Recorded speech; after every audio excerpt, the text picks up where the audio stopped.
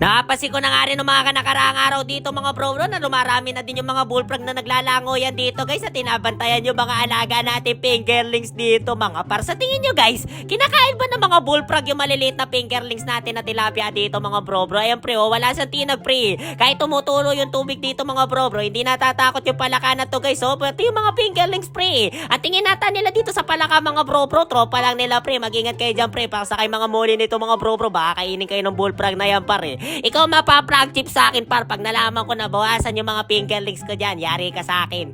Dito sa video na to guys, bumili na kami ng os dito mga bro dahil napapansin ko nga dito guys na hindi na nag-uulan dito mga bro. Sobrang tuyo na nga yung mini fish pa natin dito pre, kaya nagdesisyon na ako bumili ng os para matuluan na natin ng tubig yung mini fish pa natin dito mga bro. Hindi tuluyan maubos yung baka isda nating tilapia dito baka pa. Kung napapansin nyo nga guys, medyo mahina nga yung tulo ng os natin dito mga bro. Sinabay na din namin kasi sa pagpapadrain nung jetmatic namin dito guys. Kita nyo naman pre, enjoy na enjoy yung mga alaga natin fingerlings dito mga bro. Meron pa nga naiwanan dyan sa mga kulambo dito guys. Wait lang pre. Ayan pre, pakita mo yung kulambo. Nice one. Ayan pre. Meron mga naiwanan tilapia doon sa may kulambo mga bro. Kailangan pre, balak namin guys tanggalin na di kulambo na yung mga bro. Total pre, may butas naman pala yung kulambo na nilagay namin dito guys kaya nakawala din yung mga fingerlings dito mga bro. Kasama na nga sila ng mga moli dito baka par. Buti nga guys, nakapag-upgrade tayo ng host dito mga bro kasi pre, alam niya naman dito mga bro, hindi naman tayo masyado kumikita ngayon guys sa Facebook pre. Tulot ng main page natin dito mga bro, hindi na kumikita dito guys at ito na lang yung pinagkukuhanan natin ng kita pre, hindi naman masyado kalakihan dito mga bro. Nagpapasalamat pa rin ako sa inyo guys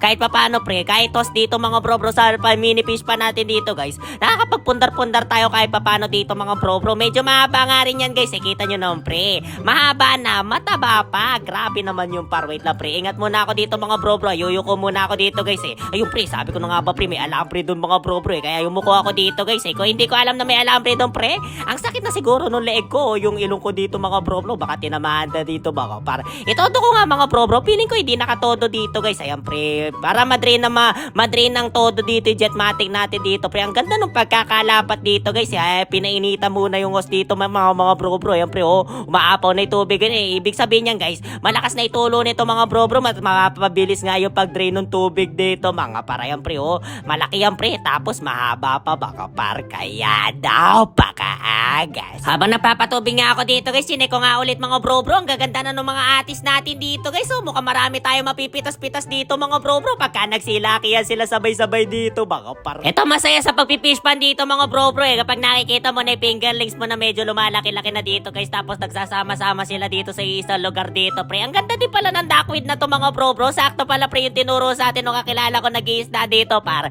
Nalagyan daw natin ng duckweed dito mga bro, kinakain talaga ng mga fingerlings guys Dati nga marami yung duckweed na yan pre, nung nilagyan na ng fingerlings dito mga bro, biglang onti dito baka par. Kaya yung mga bro, sobrang solve nga kami dito mga bro, balak na nga namin alisin yung kulambo na yan sa mga susunod na araw, mamaya lang siguro guys. Kaya marami salamat sa pagsama sa wala kwenta natin content ngayong araw dito baka par. Yun lang, bye bye.